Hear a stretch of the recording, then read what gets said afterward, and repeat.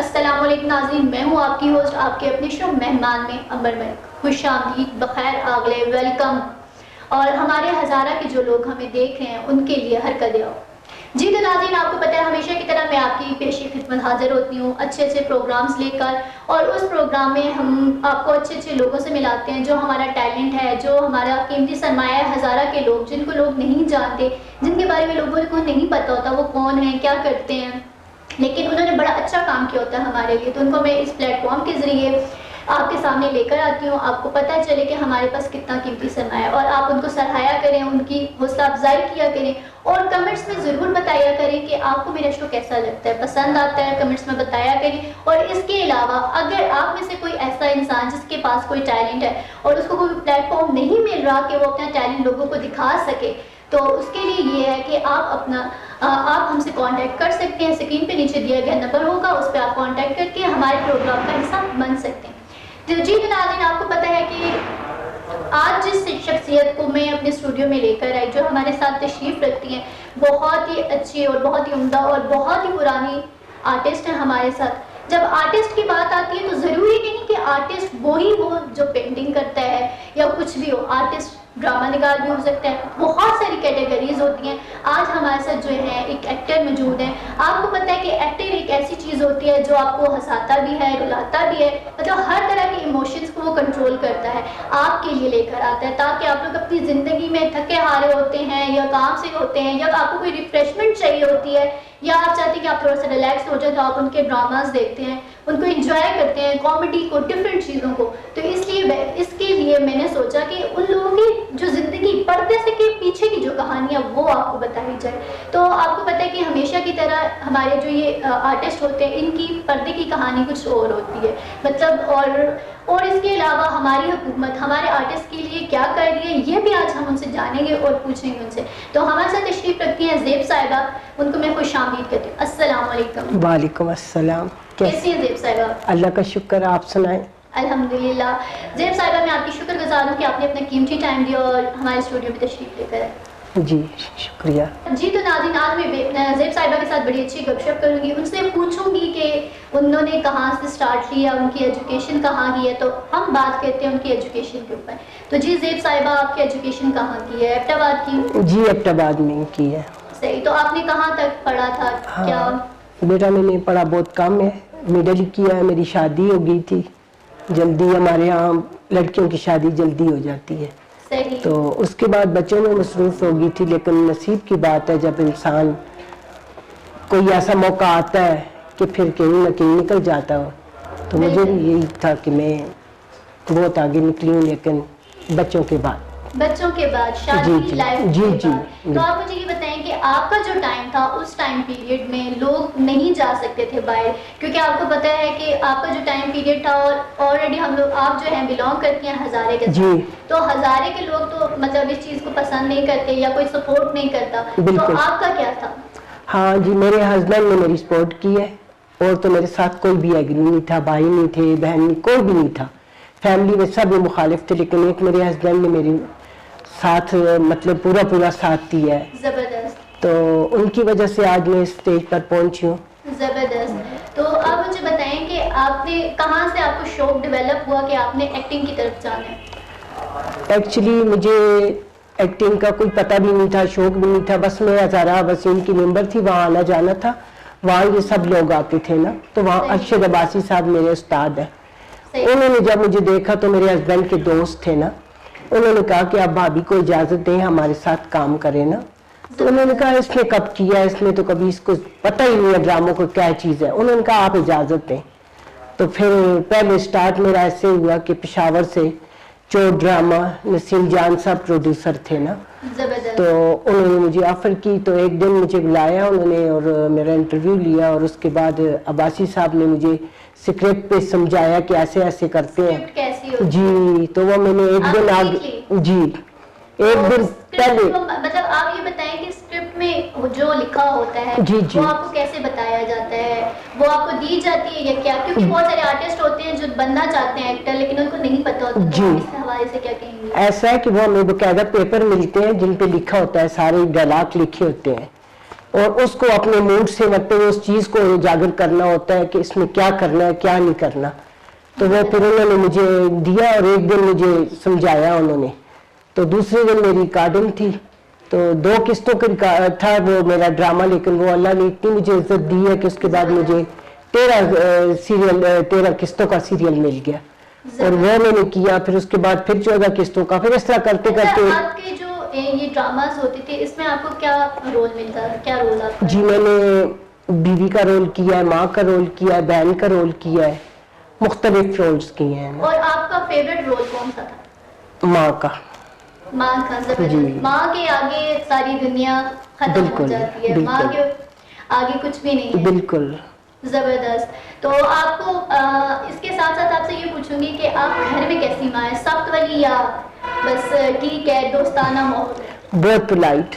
میرا اپنی بہو کے ساتھ بھی ایسا تعلق ہے جیسے ماں بیٹیوں کا ہوتا ہے. زبردست.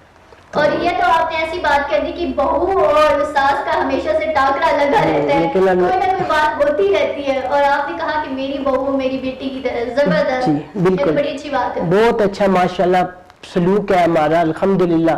وہ میرے بغیر کوئی کام نہیں کرتی, میں ان کے بغیر کچھ نہیں کرتی, بس اللہ کا بڑا کرم ہے الحمدللہ. زبردست. تو اس حوالے سے آپ ہماری خواتین کو کیا کہنا چاہیے گی؟ آپ کو پتہ ہے کہ آج کل ہمارے گھر میں ہر گھر کی یہی کہانی ہے, لڑائی جھگڑے اور یہ چیزیں, تو ان کو کیا کہنا چاہیں گی؟ میں یہ کہوں گی اگر ماں دل بڑا کرے نا, وہ ان کو بیٹیاں مانے, تو کبھی بھی بیٹیاں بری نہیں ہوتی, کیونکہ اپنی بیٹیاں تو دوسرے گھروں میں جاتی ہیں.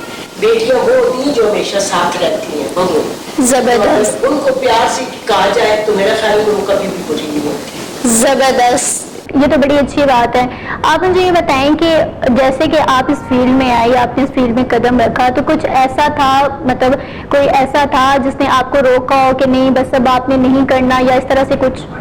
جی میرے بھائی تھے, اللہ ان کو جنت دے, ان کی ڈیتھ ہو گئی ہے, لیکن انہوں نے مجھے سخت مخالفت کی تھی نا کہ تم اس فیلڈ میں نہیں نا, یہاں تک کہ انہوں نے پروڈیوسر تک کو فون کیا کہ اس کو ڈرامے میں کام نہ کرنا, لیکن میری ہمت نہیں آئی, بس نکل گئی تو نہیں, کیونکہ میرے ہسبینڈ کی سپورٹ تھی نا, اس وجہ سے. زبردست. یہ تو اچھی بات ہے. تو یہ تو بہت اچھی بات ہے کہ آپ کے ہسبینڈ نے آپ کو سپورٹ کیا, ورنہ اس ٹائم پہ آپ کو پتہ ہے کہ لوگ نہیں سپورٹ کرتے, اور کوئی بھی جو ہے وہ نہیں مانتا کہ بھائی ایکٹنگ کی طرف نہیں جانا یہ وہ. تو آپ کیا سمجھتی ہیں کہ ایکٹنگ ایک اچھا شعبہ ہے, تو اس پہ لوگوں کو کیوں روکا جاتا ہے, کیا وجہ ہے اس کو روکنے کی؟ میرا خیال ہے کہ بہت ہی اچھا شعبہ ہے, انسان خود پہ ڈیپینڈ کرتا ہے جس طرف لے جاؤ خود کو. میرے ماشاءاللہ تقریباً 27 سال ہو گئے اس فیلڈ میں, لیکن میری زندگی میں کوئی ایسا موضوع نہیں ہے جس پہ مجھے کوئی مداخلت ہو, کیونکہ میں نے خود اس طرح اپنے آپ کو رکھا ہے, بہنوں کے ساتھ بھائیوں کے ساتھ بھائیوں کی طرح, بچوں کے ساتھ بچوں کی طرح, اپنے آپ کو خود کو صرف فیلڈ سے کر کے منتقل رکھا ہے کہ مطلب کام سے کام. زبردست. فالتو کسی سے بات نہیں کی کبھی, کہ وہ خود کو ڈیپینڈ کرے. اگر آپ کام کرنے کے لیے نکلتے ہیں نا تو اس کام پہ ہی مگن رہے, یہ نہیں کہ آج کام چھوڑ کے دوسری طرف. یہ بندہ خود فیلڈ کو بدنام کرتا ہے, فیلڈ خراب کوئی بھی نہیں ہوتی. زبردست. یہ تو اچھی بات ہے.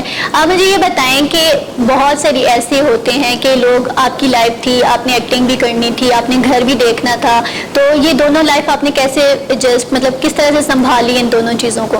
جی شروع میں بڑا مشکل تھا, کیونکہ بچے بہت چھوٹے تھے. میں نکلتی تھی کام سے, جب واپس آتی تھی تو گھر آپ کے گھر کے سارے کام کرتی تھی, بچے بہت چھوٹے تھے اس وقت. تو پھر آہستہ آہستہ عادی ہو گئی تھی, ذرا بچیاں بڑی ہو گئی, پھر تھوڑا بہت انہوں نے کر لیا, کچھ میں نے کر لیا, لیکن بڑی مشکل سے اس ٹائم کو میں نے پاس کیا ہے. میرے ہسبینڈ نے بہت زیادہ ساتھ دیا میرا ہر کام میں, ہر بات میں, مطلب یہ حوصلہ نہیں ہارا میں نے نا, وہ کہتی خیر ہے خیر ہے, سب ہو جائے گا, سب ہو جائے گا. زبردست. تو آپ کیا کہتی ہیں کہ آپ کی کامیابی کے پیچھے آپ کے ہسبینڈ کا ہاتھ ہے؟ بالکل ان کا. زبردست. تو آج کل آپ سوشل میڈیا کے حوالے سے کیا کہنا چاہیں گی؟ سوشل میڈیا پہ لوگ ان ہو رہے ہیں, نیو ٹیلنٹ آ رہا ہے, ہمارا ٹک ٹاک چل رہا ہے, یوٹیوب ہے, بہت سارے ہمارے پلیٹ فارمز ہیں جس کے ذریعے نیو جو ینگسٹر ہیں وہ اپنا ٹیلنٹ دکھا رہے ہیں, تو ان کے حوالے سے آپ کیا کہنا چاہیں گے؟ میں یہ کہوں گی کہ اگر وہ واقعی صحیح ٹیلنٹ دکھاتے ہیں تو اس میں کوئی برائی نہیں ہے, لیکن اس کو غلط استعمال کرو تو پھر ہر چیز غلط ہوتی ہے. بالکل ایسا ہی ہے. تو ابھی کچھ دن پہلے ہماری بڑی فیمس ایپ تھی ٹک ٹاک, وہ بند ہوئی, اس پہ بین لگا, تو اس کے حوالے سے آپ کیا کہنا چاہیں گی؟ وہ ٹھیک تھا یا غلط تھا ڈیسیژن؟ دیکھیں جہاں تک تو لوگوں کا تعلق تھا, جو کام سے کرتے تھے وہ تو ٹھیک تھا, لوگوں کو دل پہ لاتے تھے سب کچھ. بالکل. لیکن جو غلط چیز استعمال ہو جائے نا پھر اس پہ بین لگ جاتا ہے.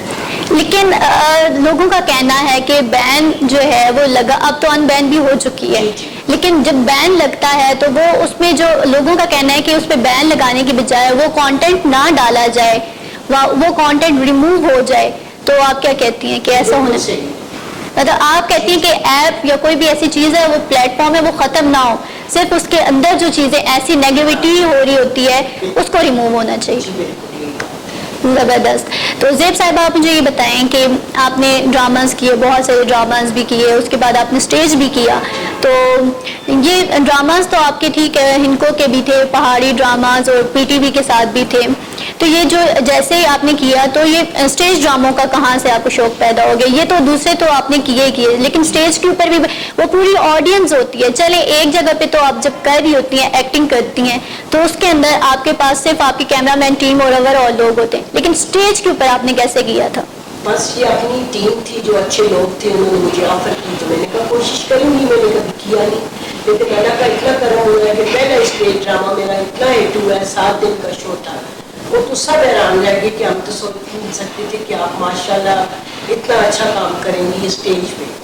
زبردست. اس کے بعد بہت زیادہ اسٹیج بھی میں نے کی. سیریز کا دور آ گیا، اس میں بھی بہت زیادہ کام کیا، اس میں سب سے زیادہ چاچی جل کراچی جو میری سی ڈی تھی بہت ہٹ ہوئی ہے نا، وہ تو دبئی چاچی جو کراچی جو آپ کا تھا سیریل، جی اس میں آپ نے کس چیز کا کردار کیا تھا؟ کون سا کردار؟ چاچی کا مین کریکٹر تھا نا، صحیح مین کریکٹر تھا. جی زبردست. تو یہ اسٹیج شو تھا، اس میں بھی ماں کا کریکٹر کیا ہے.